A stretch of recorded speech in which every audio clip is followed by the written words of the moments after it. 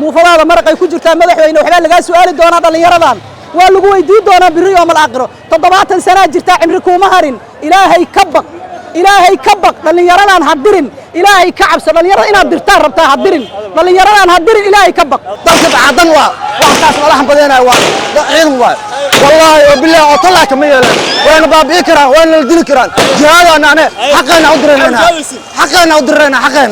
xaqana ya maqan waa ku dulmanahay waa ku rafaasanahay wadankeena ana dalkaanay leeyihiin waana iska kiin celinayaan hadda idin sheega haddaad aniga bariis ii soo diri lahaydeen iyo haddaad iska dayn lahaydeenba dadka inaad caburiso xasan shiiqow waxaa tiri dad ma la caburi doono adaana dadka caburinaayo shalayna adaa caburinta diidaaye taageeraan ku ahaa kalsoonidii waa kaala laabtay aniga maanta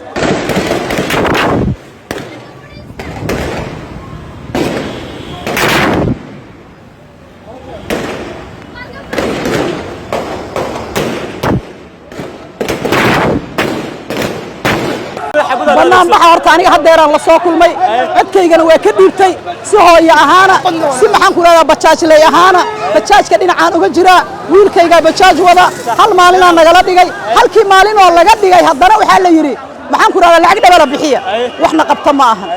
qabta ma ahan war ummadda Soomaaliyeed ee arrinkan ka jawaabi karta waxaan jecelahay inay ka jawaabaan war culayska maxaa saaray gobolka Banaadir kaliya war maxaa culayska gobolka Banaadir kaliya saaray war ilaahay ka baqa dadka gobolka Banaadir matalow ilaahay ka baqa oo ilaahay ka cabsada oo dadkiina iyo dalkiina iyo diintiina u tura dhalinyaradan war dhalinyaradan waxa rabtiin hawdka inaad u dirtiin miya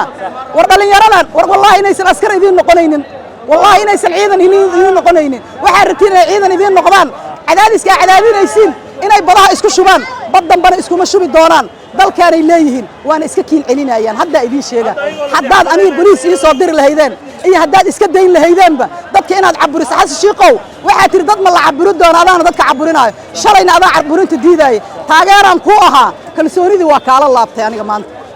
inta aniga iyo taageersanne kolley way kaala noqon doontaa aabba Soomaaliyeedaad ahayd madaxweyne Soomaaliyeedaad tahay kuma gafeeno kuma xumaynayno shalay kalsooniya lagugu doortay waa ku banaan baxno waa ku jecelayn qalbigeenaad ku weyneed ilaahay ka cabso muufadaada maraq ay ku jirtaa madaxweyne waxba laga su'aali doonaa dhalinyaradan waa lagu weydiin doonaa biri yawmal aakhiro 70 sano jirta cimri kuma harin ilaahay ka baq dhalinyaradan hadirin ilaahay ka cabso dhalinyarada inaad dirtaan rabtaa hadirin dhalinyaradan hadirin ilaahay ka baq madaxweynaha baaqasan u dira gudoomiyaha baarlamaanka ee dadka baarlamaanka dhexdiisa ku caburinaayane waxaan u sheegaa cid noo hadli lahayd